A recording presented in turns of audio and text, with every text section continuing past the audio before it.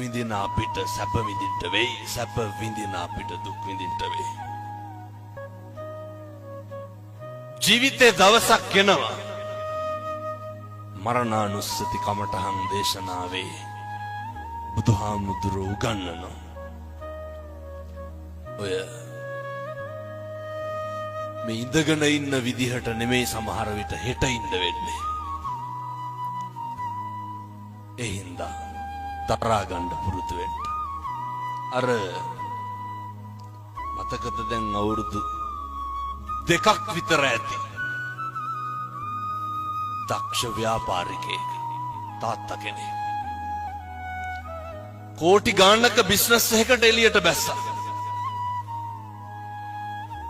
බහින්නකොට ගෙදර හිටපු පොඩි එකා ගල් කැටයක් අරගෙන කාර් එකේ අතුල්ලනවා. තාත්තා ඩිකිය ඇරලා ඩිකියට දැම්මේ බ්‍රීෆ් කේස් එක. ඩිකිය තිබ්බා වීල් බ්‍රෂ් එක. පොඩි එකා ගල් කැටෙන් අතුල්ලනවා කාර් එක. කේන්තිය කොච්චර ආවද කියනවනම් අර වීල් බ්‍රෂ් එක අරගෙන කොල්ලට ගැහුවා. දමලා ගැහුවා. පොඩි එකා කරන සමහරක් දේවල් දිහා බලලා සතුටු වෙලා නැද්ද තාත්තලා? එහෙමනේ. ප්‍රතිරූප ගොඩ නගන්න එපා. මේ වචනේ නම් කියන්න පුළුවන් පැය 4ක් විතර. මේවා හරි මධ්‍යස්ථ වෙන්න. දුකක් ඇති වෙනවා නම් පින්නතුනේ, ප්‍රශ්නයක් ඇති වෙනවා නම්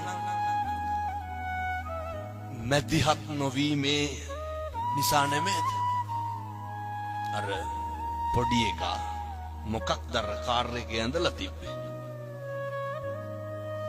කොල්ල ගල් කැටයක් අරගෙන කාර් එකේ ලියලා තිබ්බා.